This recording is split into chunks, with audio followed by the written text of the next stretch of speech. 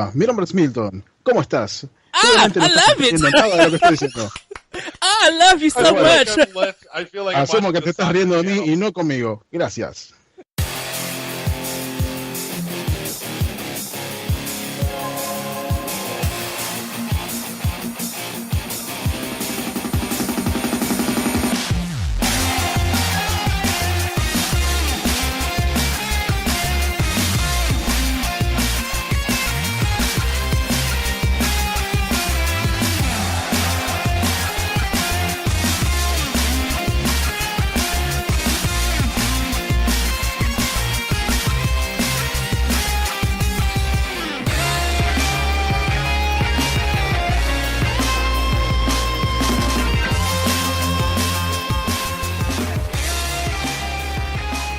Welcome back, everybody. It's another episode of World 1-1. With me, as always, is my sidekick, Eddie Magic Head V. Yo, yo, yo, yo, yo, yo, yo, yo, yo. Happy 4th of July, everyone. Stop that. Don't ever do that again. You're too white for that. I am not white. Well, I am suburban some days. That is true. I could tell you right now, like, there are some places that I get super suburban. I'll be like, hello, yes, everything is good. Can I help you? And then I see some crazy stuff and get straight ghetto. Be like, look at these fools. Sit your tail down somewhere. Stop running. I get like that. So, hello, everybody. I am your host, Larry the Bearded Wonder, and with us for the first time, our very ever repeat offenders, I mean guests, we have with us Milton and Steve from AM2R. Yay! Hi, thank you very much for inviting us. Good evening. Welcome, guys. It's a brave new world since the last time we talked back in January. Things changed so much. Yes. Oh, Lord. So, obviously one of the things that we wanted a chance to have you guys back on is to talk about, the announcement, the news that came out of E3, in particular, the announcement of Metroid Samus Returns coming up in just a few godly short months in September. And, we wanted to give you guys a chance to actually talk to somebody and kind of put your voice out there, because I don't know if you guys have seen it, but I've noticed a whole lot of outlets, reporting on stuff that you guys have tweeted, but nobody's actually talked to you guys. We wanted a chance to, give you somewhere to kind of put your thoughts out on the subject, because we've seen a whole lot of strange reactions to the announcement. Well, let's give some headway. Everybody, Milton and Steve are the creators, or fan creators, I should say, of AM2R, another Metroid 2 remake, and they were. I cannot take that credit. I just helped. That's why I said, friend. Well, Steve helped. he assisted. They made a fair remake of Metroid 2, and they released it to the world. It happened. And Nintendo hit them with a cease and desist, and they had to take the game down. So, must have passed. Nintendo, like Larry said, announced Samus Return, which is a remake of Metroid 2. And that's where we are at right now. So, guys, Milton, I want to hear your thoughts first, because I know Larry, you probably ready to ask. But Milton, what was your thoughts when you heard the news? Because I think you, Steve, you posted something, but I want to hear Milton's thought about this first. All right. First of all, for the record, I'm the guy that's credited for making the game. Mr. Steve here is the guy that should be credited for making it look awesome. So, things are very strange lately. We are suddenly in a world that has people that are not ashamed of being Metroid fans. And that's something that's weird. We were this strange, forgotten fandom that was casted aside. And I had this small mission of giving people what they wanted. Now they're suddenly now there's suddenly the official product being released in a couple of months, and that was what I actually wanted to do on the first place. When I actually finished Zero Mission, I wanted to play something like that, with the Metroid 2 storyline. And seeing that is going to be happening after so many years is awesome. It's a relief. And the trailer and the gameplay that was revealed in E3 was much more interesting than the reveal of Other M. We get to see much more gameplay. We get to see how the design is, where the design is being headed, and I'm pretty sure that the guys at Mercury Steam are very, very acquainted with the Metroid franchise. You can see the design decisions they took, and I'm fairly confident that they are going to be making an excellent job. All right. And Steve, what are your thoughts about it? It looks good. Really? Man, or a few Steve, words. you've definitely been a lot more vocal on Twitter on the subject than Yes. Milton has. Well, I mean, I'm better at writing things out. It comes natural. But, I mean, real talk here for a minute. I was hoping that the next 2D Metroid game that we got would be 2.5, and it is. And I feel that it'll look better with the 3D. I watched the 3D trailer when they announced it on the 3DS, the little one that they got on the eShop there. Uh-huh. And when I first started watching it, I was skeptical because the animations look a little bit janky in a few places, particularly when you get the space jump. I didn't notice any difference visually to indicate that you have that. I didn't notice any wall jump animations either, and it looks like the game runs at 30 frames per second. So far, those are the only things that really concern me. Otherwise, I mean, I'm willing to give it a shot and see how it does. And I'm going to remain optimistic about it, and I honestly hope that it's better than AM2R. This is what we wanted. Mm-hmm. Certainly, there's a team of very experienced professionals and the support of Mr. Sakamoto and the original composers of Super Metroid. So it has the potential of being an extremely awesome game. Let's hope that's the case. Absolutely. I mean, you know, it's. I will say to the 30 frames per second, I can't say that entirely surprises me, considering running on the 3DS with the 3D on, that tends to take a fair bit of the horsepower and the resolution out of it. But I mean, no, I watched that same trailer too, and I liked what I saw. Like you, I was a little skeptical on a couple of things that I saw. The design of things like that gamma that they had in there looked... Just something about it didn't look quite as pretty as it felt like it should have. Well, maybe It feels it's, like it's missing something. Yeah. might be the poly count, you know. There's quite a lot of BC motion going on the background, and that takes quite a lot of polygons from the scene. So maybe a little bit more detail on the foreground elements, maybe. and you kind of gotta look at the difference between what they did with Metroid Fusion and to Metroid Samus Return, because it looks like the graphic style of, you know, is different than because it's like a little bit more polygon than it is 3D sprite based, because Fusion was more sprite based in a sense. So maybe it feels like it has more of the aesthetic of like Other M to it. yeah, and it kind of makes me think of Link Between Worlds if it was in a 2D plane instead of overhead. Even though Link Between Worlds is moving a little bit faster than Samus Returns.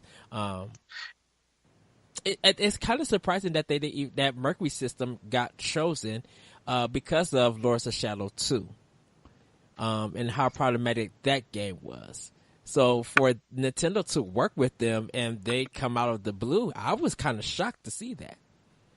Yeah, there's been a lot of talk of concern on that issue, but I would say my hope is that, just given that they have some pedigree somewhere inside the Castlevania series, there's some semblance of understanding of how a Metroidvania should work, and, you know, on top of that, some of the talk that they had tried to get involved with a Metroid game for some time, but one of the things I definitely wanted to talk to you guys about and have you on, I'm sure, I know, Steve, you've seen it. I don't know if you have, Milton, but there's been a fair amount of people that are like, fuck this shit, I'm not buying it. It's disrespectful to AM2R that was way better. And, you've had a fair bit to say in response to that. So if I'd love to give you the platform to kind of elaborate on that to anybody that's saying as much. I think it's completely unrelated. The legal stance that Nintendo has to have regarding their IPs is one thing, and the quality and merits that a game has when it's released and people actually play it is just another. If I am going to be not playing Samus Returns, is either because I don't have a 3DS or the word got out that the game is not good. And that's going to be my criteria to judge if I'm going to be playing it or just buying it or not. That should be common sense, I guess. The AM2R legal stuff was going to be happening, whether I like it or not. And that's it. I'm moving past that. I have accepted what happened. I understand what was the context about that decision. And the game was finished. People is actually playing it right now. And I learned quite a lot. I met wonderful people. We can see Mr. Saber here. That's one of them. And this is opening up opportunities for all of us. So I certainly do not share that opinion or that stance regarding Nintendo and Samus Returns. Well, do you think it's weird people would act that way after they've been crying for a Metroid game and they got promised 2 games? I guess people don't know what they want. Because if you say that I hope they show off Metroid, like you don't give no idea of what kind of Metroid game that you got. Nintendo is giving players what they always ask for. Whether they didn't say no remake, they didn't say a new game, they just said Metroid. So then they said it twice. Right. So so do you find it weird that people would be like, well, I'm not going to buy it?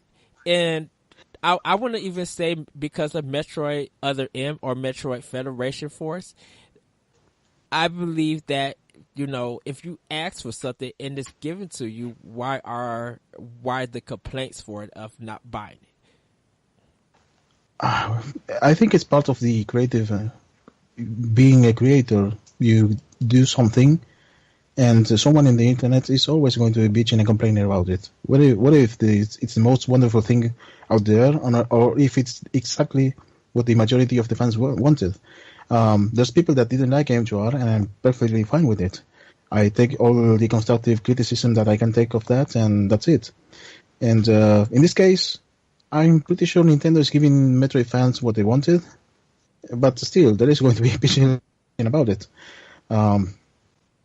We cannot always agree on everything about Nintendo. Mm-hmm. The way that they manage YouTubers and fan creations could be a little bit more modern, but that's one thing. I cannot deny that the quality of the games is very good. I heard very wonderful things about Splatoon, about the latest Mario Kart, Donkey Kong Tropical Freeze. I heard it's awesome. And my opinion is never going to be tarnished by any other features or practices about the company. A game is a product, and it's good or bad or its merits.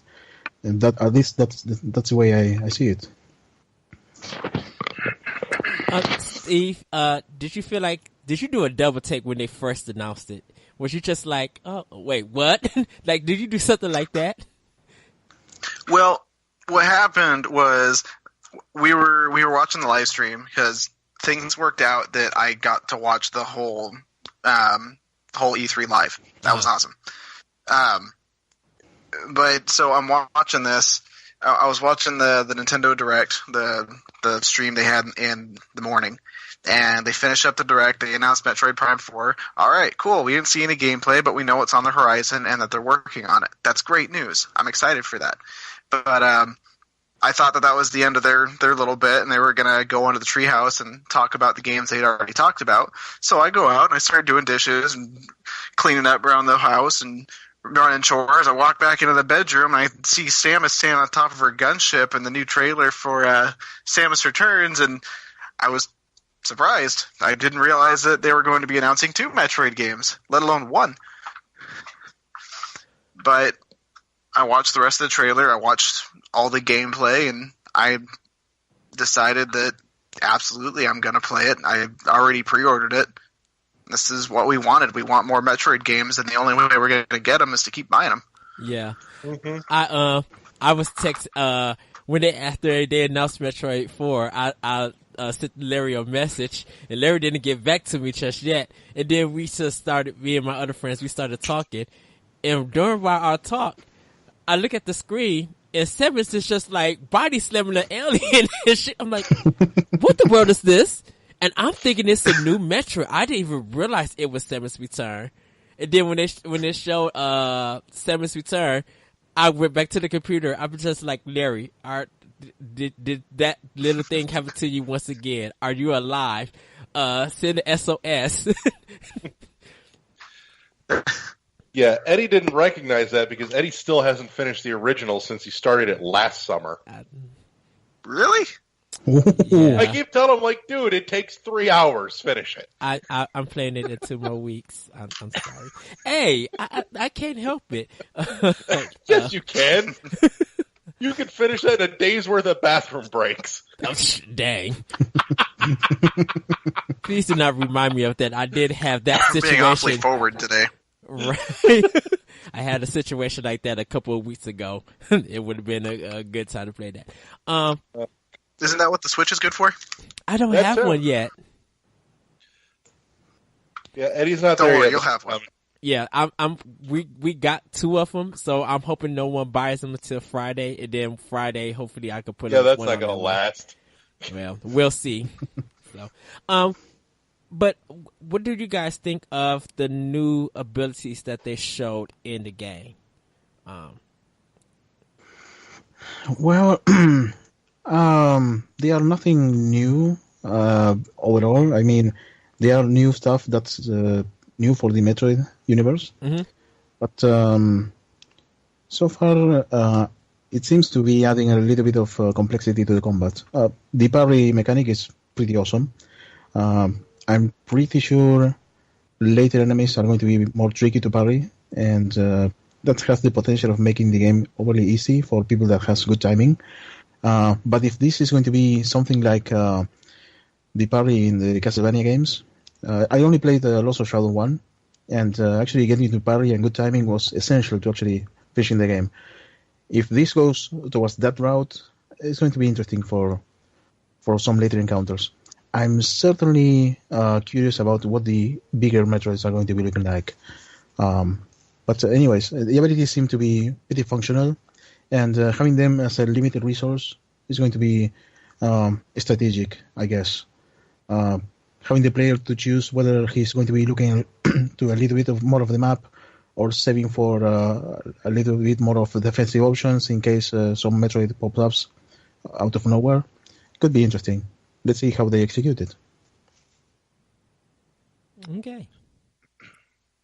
Steve, your thoughts on some of the new stuff that they're showing in there? I want to say, too, just on something that you had touched on, Milton.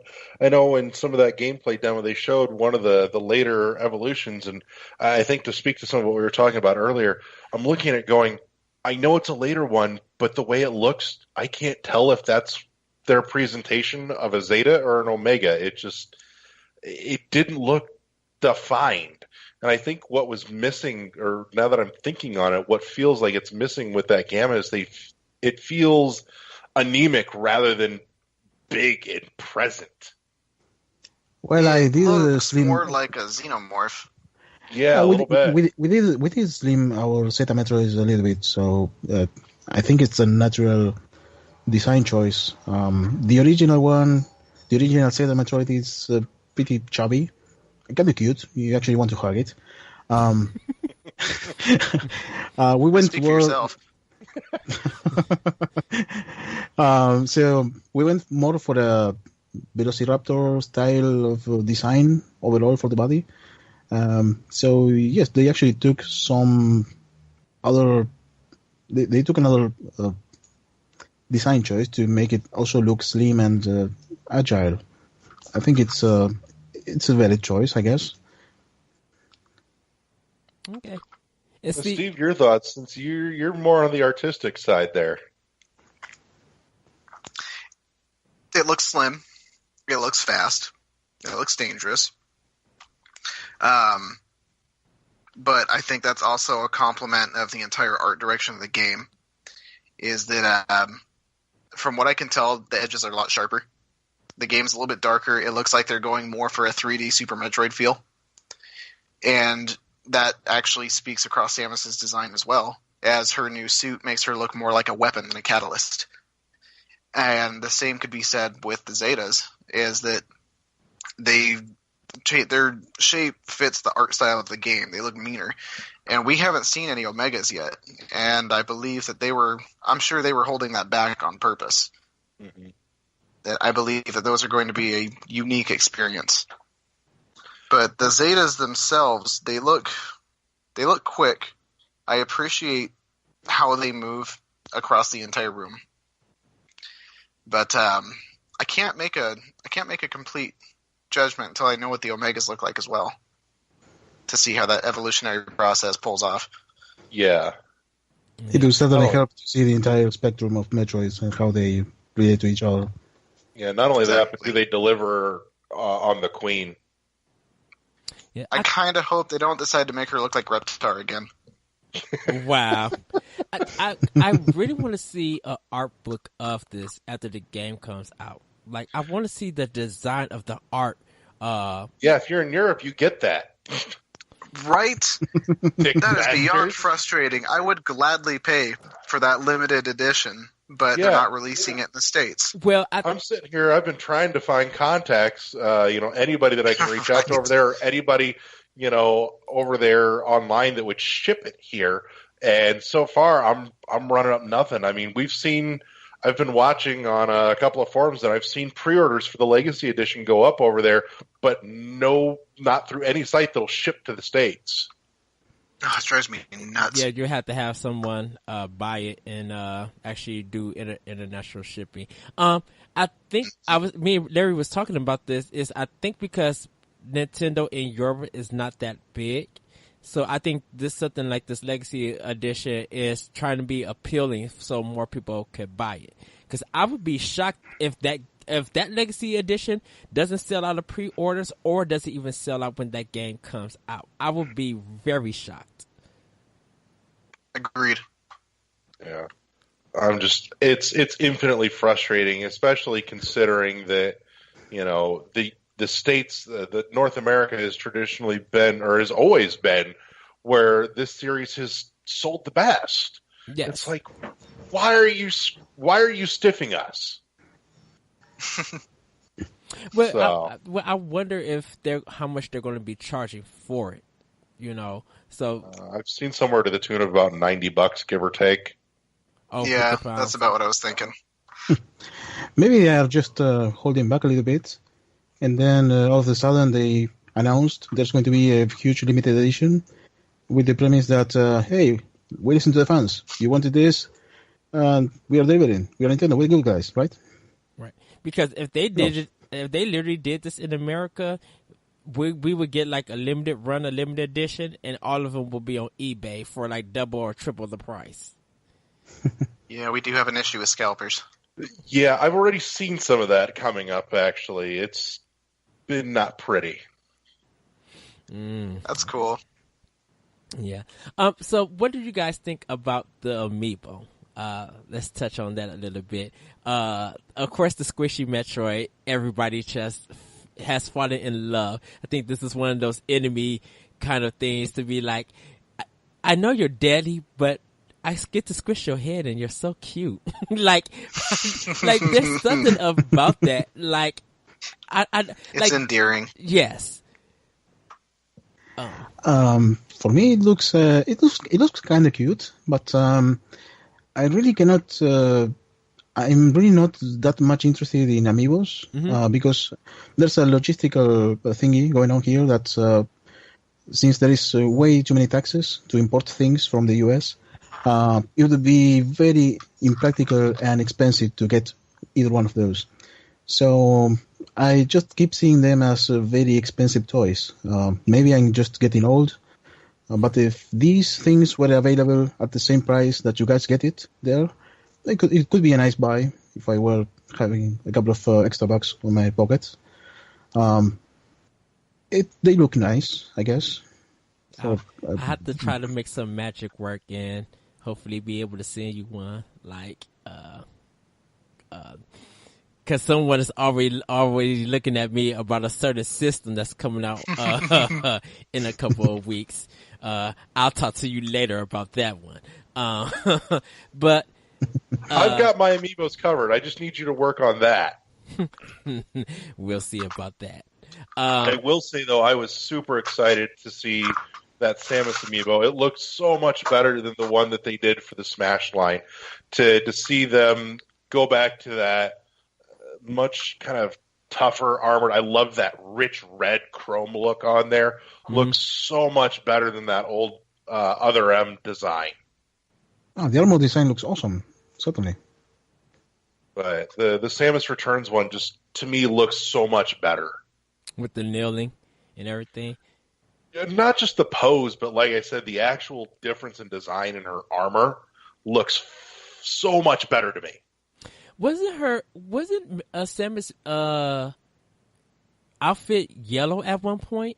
Or is that Super Metroid? Yeah, the stripped down bare bones power suit has more of that yellow look to it. It's when you get the Various suit that you start getting that red in there. Okay. So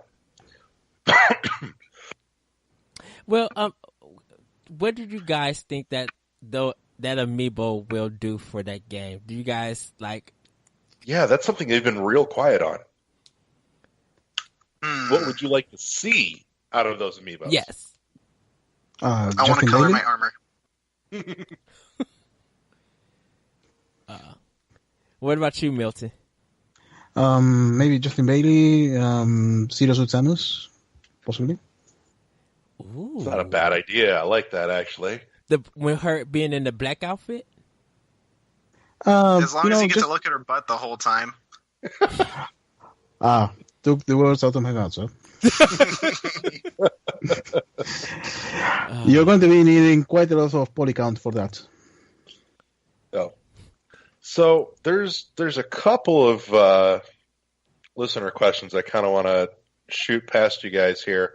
I've got one from Andrew P. on Twitter asking, how do you guys feel about Reggie saying AM2R was a commercial product that was free? And Steve, I know I sent you that article. I figured you'd find that interesting, if not amusing, to say the least.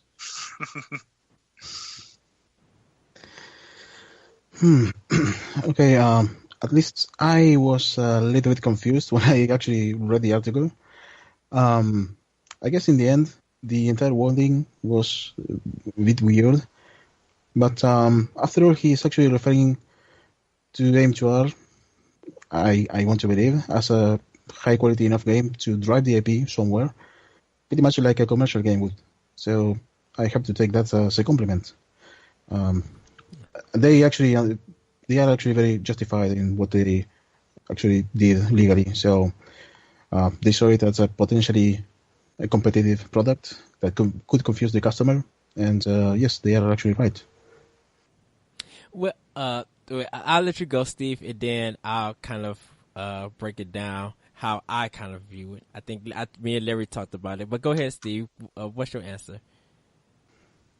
I'm gonna have to agree with Doc on that one. Is the way I read it is that it's at a quality that is high enough to potentially confuse a customer, or if it wasn't infringing on IP, be sold. And that's the closest so far that they've come to giving us a compliment, so I'll take it.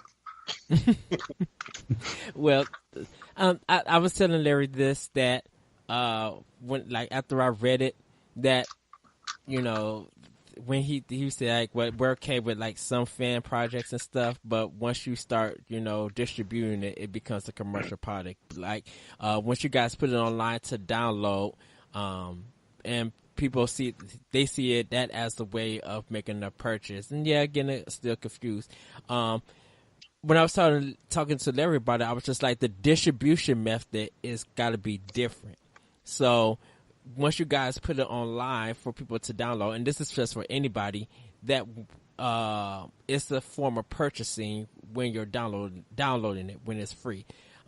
If you guys put it on the disc and kind of distribute it that way, without people putting it online or anything, like it's a one-time use or something. Like if you guys were able to give it out CDs and that Nintendo didn't like really recognize that you guys was distributing that way, that would be a different form of product for them to say anything.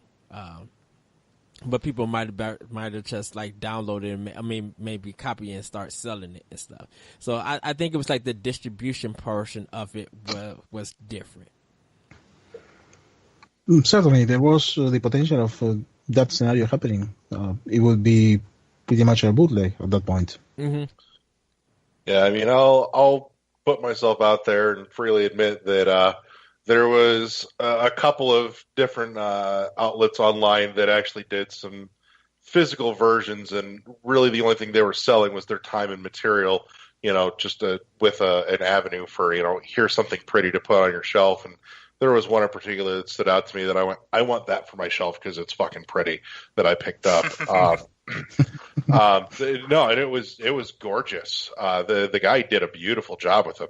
But in any case, it was definitely packaged at almost a commercial level product. But, as far as what you guys did, was definitely, like you said, I could definitely see it as a compliment of sorts. But, by the same token, nobody ever said, you guys were quite clear. It's like, all credit goes to Nintendo. We just liked the thing and wanted to make it because we fucking love it. Right. So, now the thing is, there is actually a conflict about the actual Metroid 2 product. Mm-hmm. They actually remaking it, and I'm pretty sure this entire scenario would be pretty different if we already knew that this was a thing. Right. If this would be some Metroid fan game that goes around certain events on the timeline, including Metroid 2, that could be something that could coexist with Metroid 2 and the rest of the series as the derivative project that just tells extra stories about Metroid, I guess. Because I think they had to be making this game when Federation Force was being made. So I think that's why they made Federation Force more of a side game. I'm pretty sure a game of that size and complexity with a small team should be taking a little bit more than 2 years of development. So, yes, I'm pretty sure they may have been already in development when AM2R was announced and released. Yeah, the word was that Samus Returns was about a 3-year development cycle from what I was reading. So, I mean, it was in the works. While Federation Force was being made? Yeah, or while Federation Force was just being wrapped up, basically. Okay. So, but one I wanted to hit on from Spencer Gardner asking, was there ever a time during the development for AM2R where you guys thought this isn't worth it anymore, and what kept you guys going? And I want to pile on top of that. Had you guys have known or had the announcement for Samus Returns come before you had finished it and put it out, what, if anything, would you have done different? Oh, that's a pretty long question. Okay. Sorry, I gave you a triple decker. My fault. It was related. I couldn't help it. No, it's okay. It's okay. At least for me, there were way too many times. Sometimes, right now, we are enjoying the glory of AM2R. We have received the praise of way too many fans, and that's awesome. But before that, there were way too many years of being silent and putting out demos for a very small community, and then just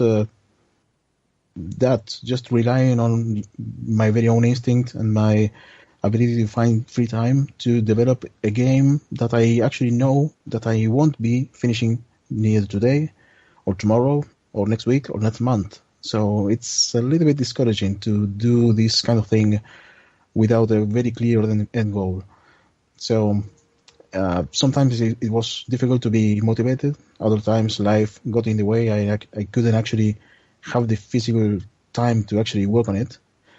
But the times I actually could sit down, I found that having smaller goals and disguising them as demos was kind of the way to go.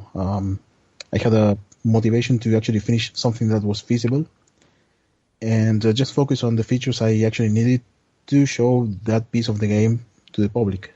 So I focused on the first area. I learned quite a lot on that first demo.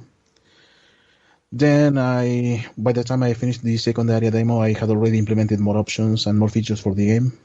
And every demo after that was one area after the other. And the feedback that people provided was actually useful for the game and useful for me to be motivated. The knowing that my direction was pretty much the right one and what people wanted was very helpful, keeping me motivated.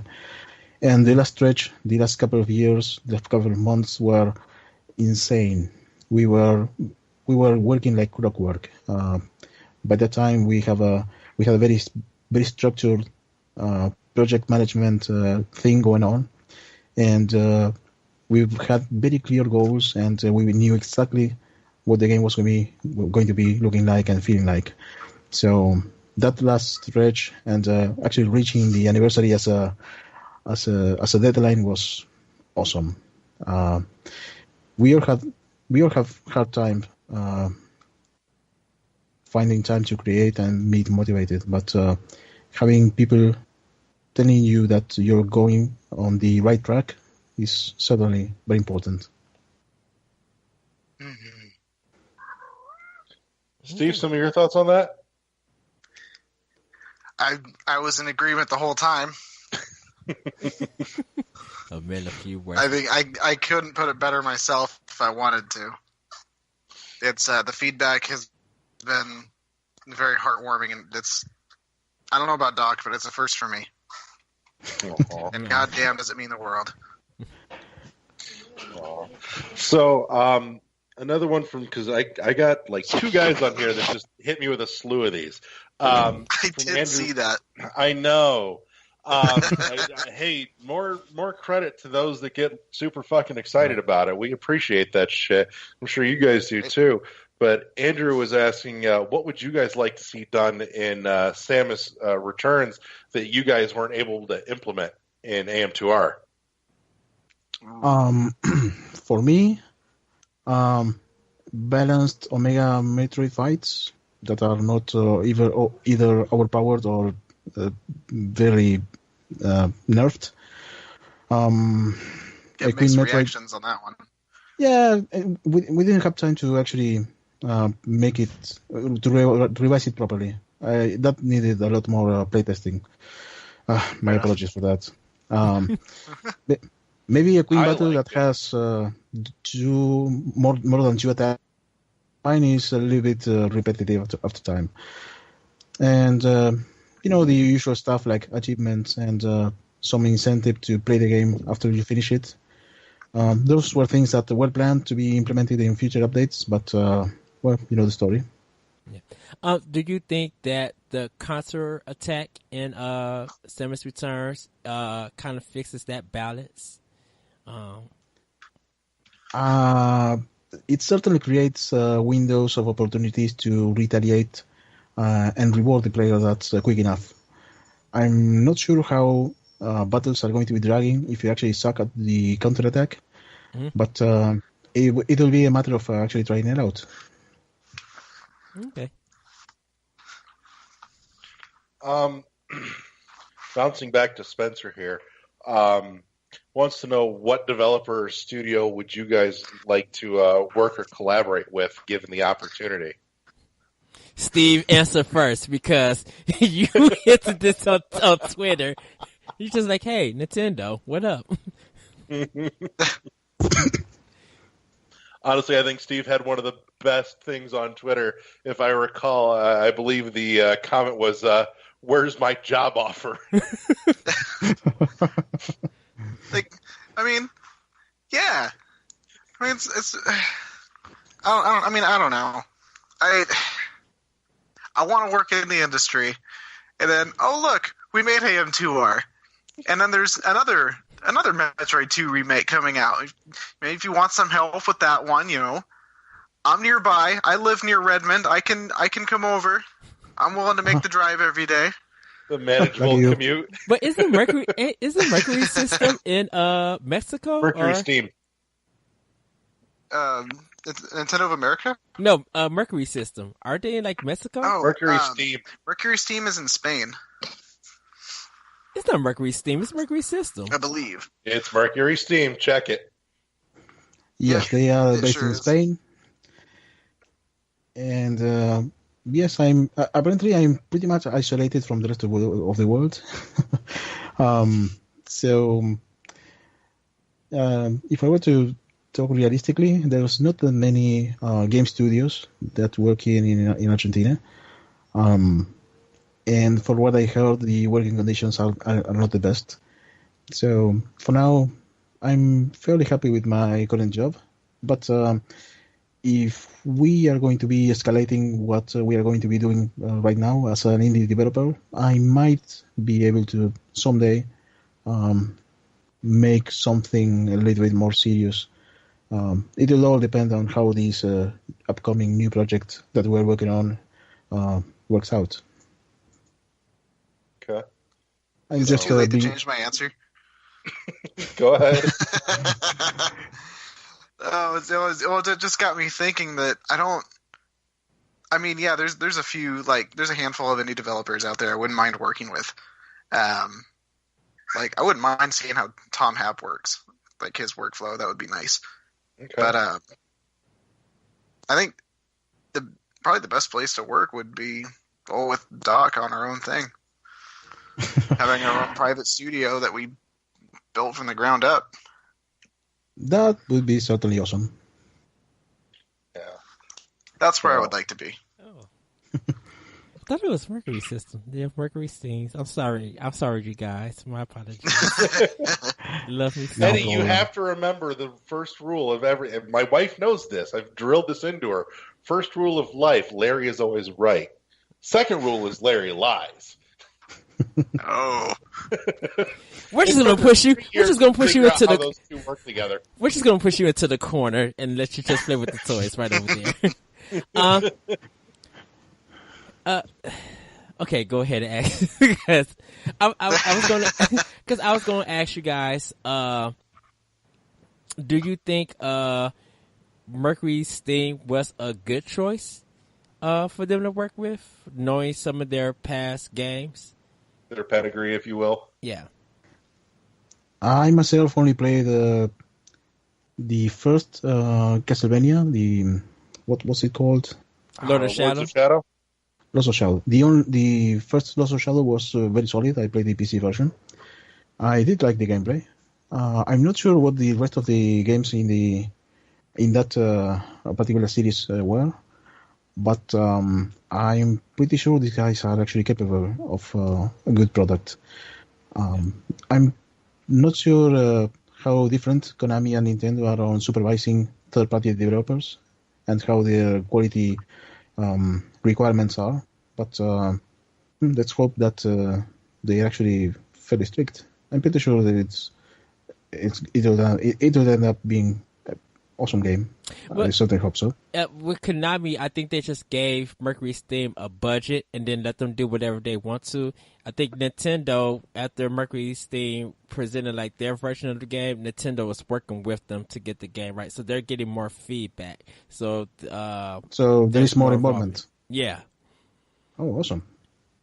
because Nintendo mostly does that when they let another company work on their IPs. They'll go in, play something, give them feedback, and then they'll let the developer do what they want to do and stuff. And I think a lot of times when they get involved, the game gets better, and you can start seeing some of Nintendo's influence in other games, because that's what happened with Platinum with Bayonetta 2. They did let Platinum do whatever they want to, but they gave them some not hints. They gave them some like advice and some, to make some of the stuff better, and that's why Bayonetta 2 came out to be the way that it is and stuff. I don't fully know the entire Mercury Steam pedigree. My apologies, I didn't make my homework. But maybe Mr. Steve here knows we a don't little do bit more. homework here. We're not that fucking organized. Well, from what I know, Mercury Steam only made 3 games. The 2 Castlevanias for PS3 and I think 360, and then that Castlevania that was like the mid version, the mid game to go into Lord of Shadows for 3DS. So Mercury Steam has worked on 3DS. They have some involved some experience. Yeah. So normally with that experience, they were probably easier able to work with Nintendo on that. Awesome. Steve, I got one here specifically for you. Wants to know, why don't you post more of your cats on Twitter? More pictures of your cats on Twitter? That's a very good question. Well, if you will address your attention to my Twitter feed, you will see that I have begun fixing that.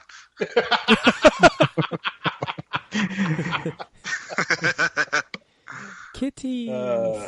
And on a equally comedic. That's commitment to the fans. That's right. Instant results, guys. We get it done here at World 1-1. Fuck it. And then from the same gentleman, Alex, on Twitter, wants to know, Milton, why do you think Prince of Persia sucks? That thing. Well, Milton, before you answer, we've talked about this before. Which version of Prince of Persia? Because there's multiple versions. No. That's a very stupid misunderstanding, and it was my fault. Sorry. That was some random placeholder text I had when I was recording the trailer. Once you get the power grip, I was actually intending to say something like, "Take that, Prince of Persia. I can actually climb ledges too." But the entire text didn't fit the small box, so I actually made let's write Prince of Persia's ass, and it worked to test the power up and the small cutscene that you get when you pick up the new power up and all stuff. When I recorded the first trailer, I completely forgot to change that text, so you get to see that for a small fraction of a second, and suddenly the comments were flooded with "Why do you hate Prince of Persia? You mother," that kind of thing. But I actually did enjoy Prince of Persia on my childhood. And actually, The Sands of Time, that would be my favorite PS2 game. Yeah, I agree. I played that on GameCube. I agree with you. I actually did the whole trilogy. But I think Sands of Time is the best one out of it. Agreed. I've got one for you guys, since, we have the platform here. I got one after you, Larry. Okay. For what it's worth, not that they listen, though they should, bunch of slackers. If you guys had the opportunity to, put something out there to the likes of Reggie, Bill Trinan, and anybody else over there at Nintendo, what would you have to say? What would you want them to hear from you guys?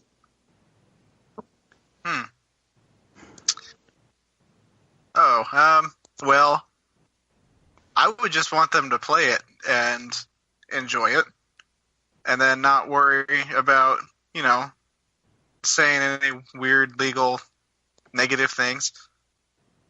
I just want honest feedback. Okay, in my case, if you someday play it, and you wish to inform us that you enjoyed the game, in any interview, please look at the camera and wink twice. Yes. I will understand it. Nice. I will cut this into a clip and put it on Twitter, and I will specifically tag Bill Trinan in this. Oh, wow. See if we can tag Reggie in that too, just for shits and giggles. Because I know Bill has actually been was somewhere aware of our Twitter at one point when we had Per Schneider on. There was some back and forth on our Twitter between those two, so which was kind of shocking to me. I'm like, oh, look, Bill Trinan's on our fucking Twitter. Yeah, and I actually invited Bill Trinan. I actually invited Bill Trinan. I was just like, I love you, I adore you, and stuff. Like, we reached out. I reached out. Back. I was just Come like, on, Bill, what do you got? And I was just like, I don't care if we don't even talk about Nintendo. Let's talk about baseball or your camping trip. That's all I care about. Right. If I could just hear from you, like, that would be my whole thing. Like, the only thing Nintendo thing I would be was just like, how does it feel to like just translate Miyamoto thoughts and then shut up for the whole show? So Eddie, what do you got? What I'd like to ask you guys is if you guys could make Metroid in another style, would you make it as an arcade game, or would you do it as a venture game? Like, what kind of style would you like do it? Like a level by level arcade game or a venture style game with text? How would you change Metroid? Or what genre would you put it in instead of doing the Metroidvania or the normal Metroid game? The text adventure game ends constantly with "You have been eaten by a stone toad." Well, I already tried the text adventure game genre once. It was an April Fool prank, but I'm pretty sure that something with high difficulty and careful design, taking your time to traverse the map, would kind of enforce the exploration. Something like maybe Dark Souls, possibly. I was just going to say a Metroid Souls-like. Yes, I'm about to try in a couple of hours. I'm going to be trying Dark Souls 2 for the first time. Oh. So, any advice on that? I have not had the joy of jumping into that yet. I have it for PS3, but I haven't started. I think I might upgrade and get the collector's edition, like for Xbox One. I've been watching a friend of mine play it on Twitch for the last month and a half, 2 months, and I can tell you I've seen several nights of her streaming where it was literally just pounding over and over again at the same set of bosses for nights on end when she would stream for, 2 to 4 hours a night, getting her ass kicked. But I mean, she's all credit to her. She's going like 100% blind on this, and she's not letting anybody give her any hints or anything. Wow. I was actually just talking to her earlier today, teasing her. I'm like, no, Kate's playing it so blind. She actually wears a blindfold. She can't see shit on the screen. Wow. Awesome. That's too much dedication for that. So for what I've seen on the Souls-like genre, it requires the player to actually think about the actions and know the moveset as much as they can.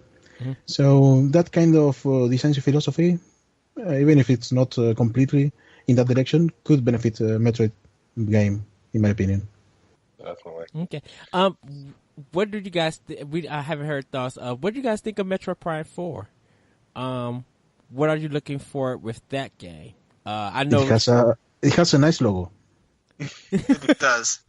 Because I know it was a great reveal. That Cloudy S logo was fantastic. I know. Was not expecting it. I know. Me and Larry has talked about it.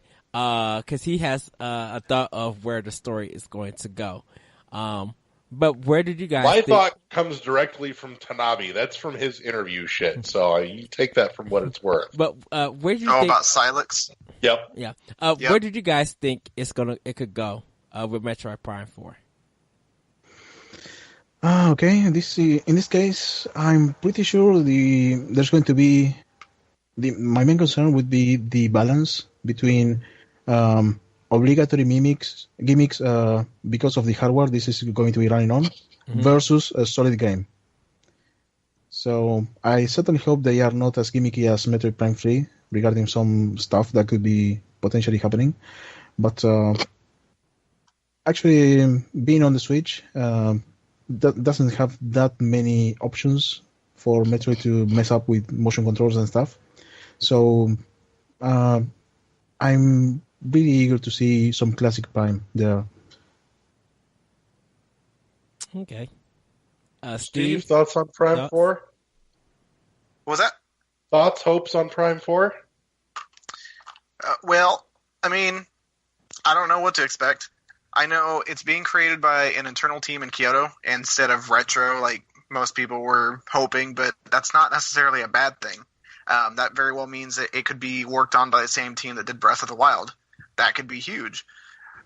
They very well could be getting the same kind of budget. We don't know. But we know it's a first-person shooter.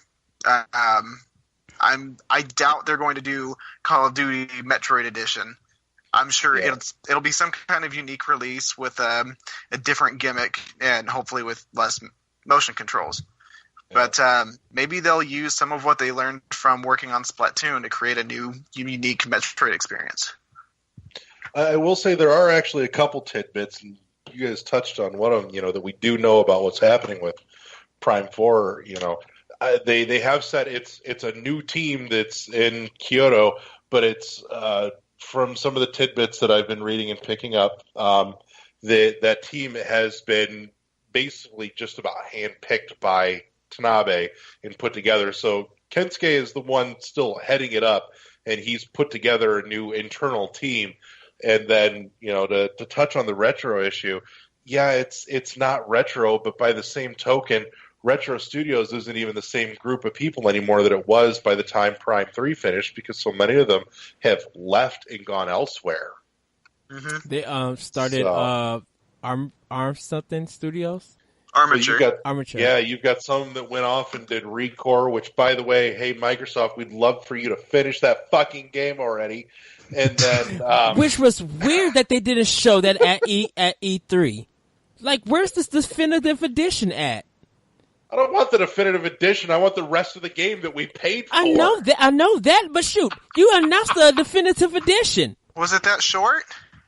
Well, it's not just there's literally missing content. They're missing a whole nother section robot of the game that's blocked off because there's one of the robot shells that was supposed to be in there and is not in the final retail product. They said that we'll release it as DLC, and they've never released it. Right. So there's a whole hunk of the game you can't get to. And so I played the demo, and I know there's whole hunks of the ground that you can't walk on, otherwise you fall through the level. Oh, that's quite the challenge. Well, that's intentional. That means it's a Ubisoft game. Because goodness, as many times surprising. Watch Dogs 2, I'm walking through the street and I fell into the sea. I'm like, wait, what the heck how did I end? I'm literally on the street and I fell through the world and ended up where some fish was swimming by me. I'm like, are you serious? Maybe you hacked the floor or something? No, the game was buggy as ever. I'm like, yeah, really? It is quite buggy. Like, Ubisoft is known to have buggy games where you literally just fall through the floor for no apparent reason. But yeah, that and after Prime 3 finished, you had a number of their artists from Retro went over to 343 and worked on Halo 4 as well. Yeah, that's why it looks like Metroid. Like, it has that Metroid feel. Yeah. It's a lot of that orange glowy aesthetic from the Pirate Homeworld. Yep, that's there, and that's that was their handiwork. I need to start. I need to start Halo 4, and that actually made me want to play Halo again. Was Halo 4? I liked Halo 4. Honestly, that was my favorite of the four of them, of the first four. I still haven't touched 5 yet, but 4 I liked better than 1, 2, and 3. So That's all right. I'm hesitant just because I was really looking forward to the story that they said we were going to get, and then from everything that I've seen, they're like, "Yeah, you get nothing of that story." I'm like, "That's no, not you don't what get any I of wanted, that. you assholes." No, the story was kind of disappointing, and it went in a direction that was very predictable and disappointing. Yeah. But the multiplayer is really good. Oh wow. So is Forge Mode, for that matter. Which I one? cannot believe how much they're supporting Forge Mode. That is awesome. Oh, of Halo 4. No, is it Halo 4? Halo 5. Oh, Halo 5. I still need to buy that one, so I can have the collection. Totally worth it. So, I've got one more in here, and it's entirely up to you guys if there's anything there to talk about or not. I know where this is going. I'm not asking. I'm asking because it's written here. Should I be afraid? Fair enough. Chrono M at Japan Expo says, please ask them about upcoming projects. Ooh, that question. You know that's going to be asked. Okay. Somebody was bound to. That's almost inevitable. Honestly, there's several asks of that, but... Okay. The following is pretty much what we can share with the public right now. We are working on something. We have been working on the past couple of months on something new. It is very likely to be a Metroidvania. It is very likely to have a similar graphic style to what we did in AM2R, but it's going to be using the Unity engine. I'm working on a new engine. Oh, thank you. It's quite a big change. Some things are insanely awesome, easy to do. Some things are very quirky and take quite a lot of work, but overall, I'm getting fairly good results. Right now, everything is just a prototype pre-alpha. We are ironing out the design of the abilities, the main character, what the overall story is going to be. But it's very likely to be sci-fi with very unique locations. It's not going to be the typical ice, fire, forest, cave, typical stereotypes. Mm-hmm. So things are going. We are making an effort to make the environments unique, and yes, we're going to be focusing on exploration. And there's going to be a little bit more. There's going to be combat that's a little bit more intense than AM2R. But yes, we are aiming to make something unique, original, and fun to play. Oh, yay! Awesome. That's all I can say for now. Sometime in the future, we are going to be sharing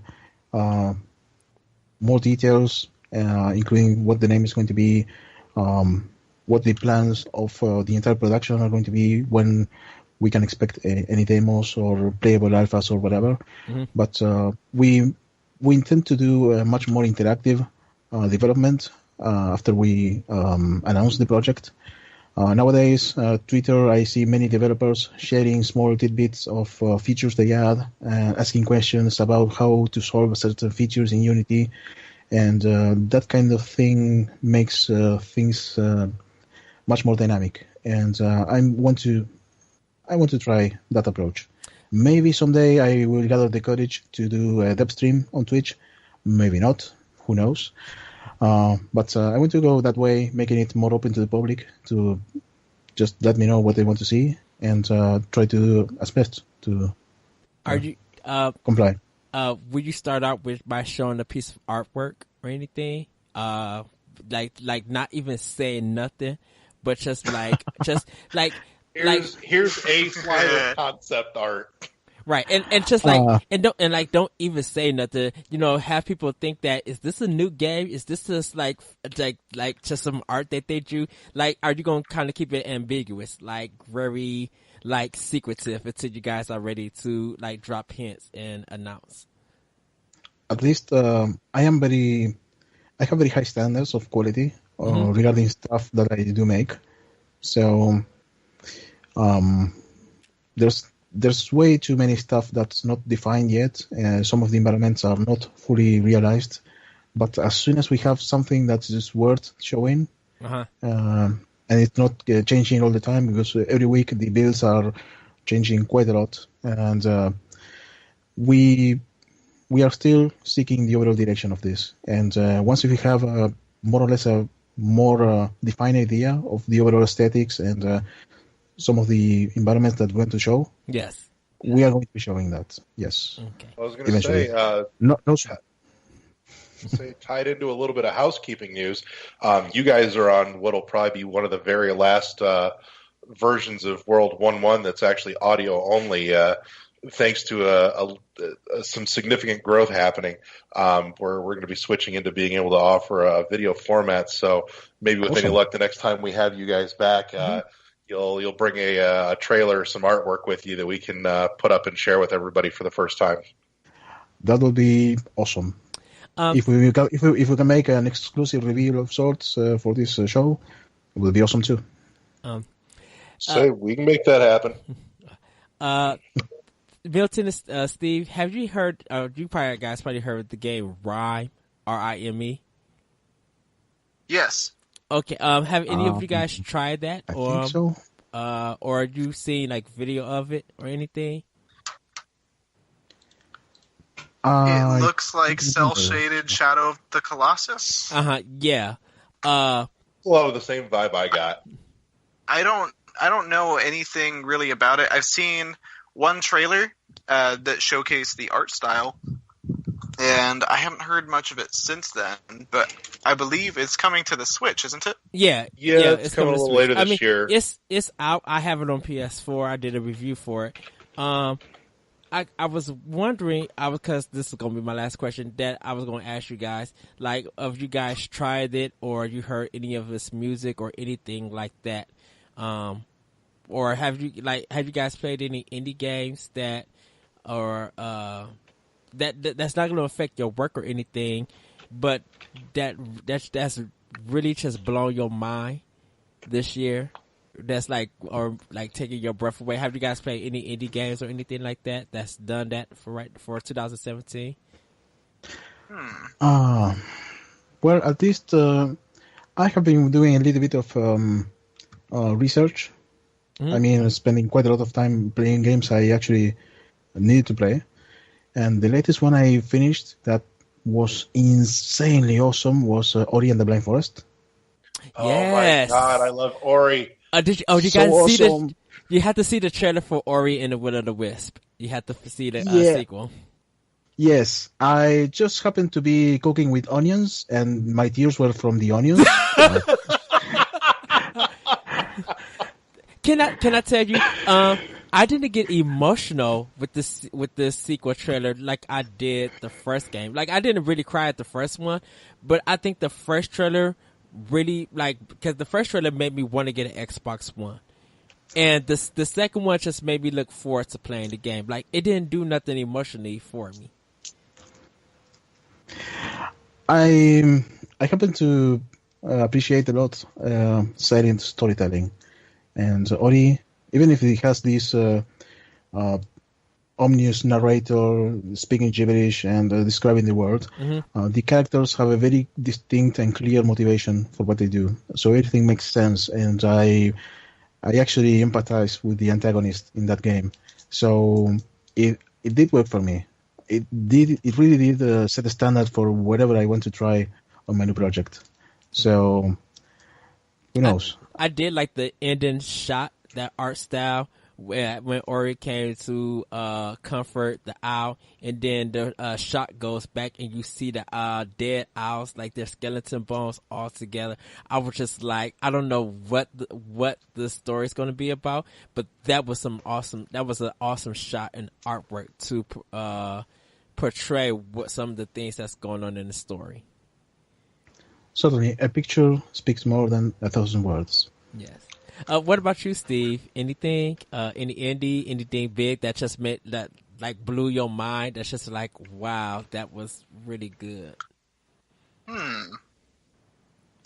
That's a little bit tougher of a question for me. I haven't been playing a whole lot of video games yet, on account of I've begun attending college again for the first time in 6 years. Oh, congrats! Thank you. I'm trying to take as many classes as I can in order to improve my talent and apply that towards our project. Have anything in school blown your mind? Like, just like, whoa, I didn't know I could do this. Or anything? Nothing in particular, but I did finally play Axiom Verge to all the way to the end for the first time last month. Okay. And that was pretty interesting. I like the twist in the story. I like the direction the story went. I thought it was cool, and I want to see the sequel. And this last week, I also finally got around to having enough money saved up to where I could afford to get a Switch. All right. So I went ahead and downloaded Kamiko. It's a little $5 game on the eShop. It feels good to play. It feels very good. It's snappy. There's quite a bit of tactile feedback during combat, which I appreciate. I like the art style. It reminds me of Capybara, that studio. Okay. Ah, cool. I enjoyed that quite a bit. I wish it was a little bit longer, but it was a fun little game to play during coffee breaks and in waiting rooms. Yeah, I would say for the $5, you certainly don't feel like you got gypped.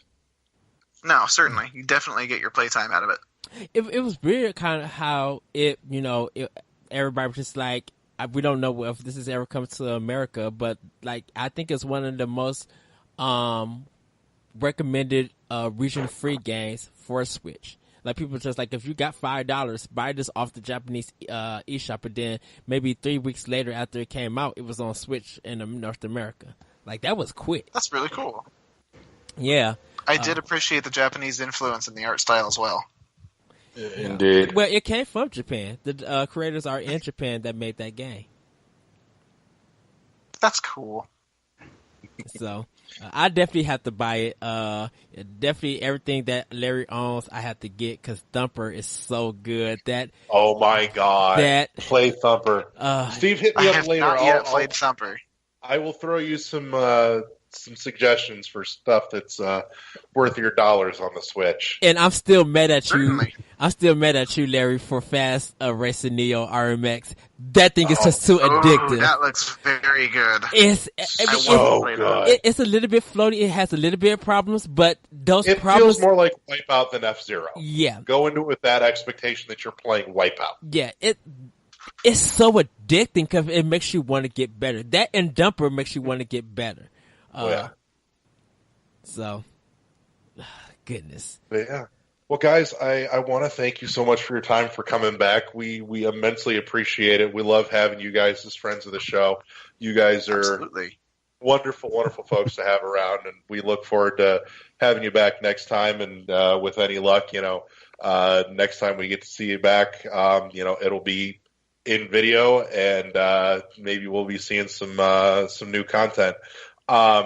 So last part of the show, the part that I'm sure every listener hates, but we do as a courtesy for all of our guests, pimp your shit. Okay, people, if you enjoyed AM2R and want to see a brand new Metroidvania, completely original with new charming characters, the content may vary and results may not be as awesome.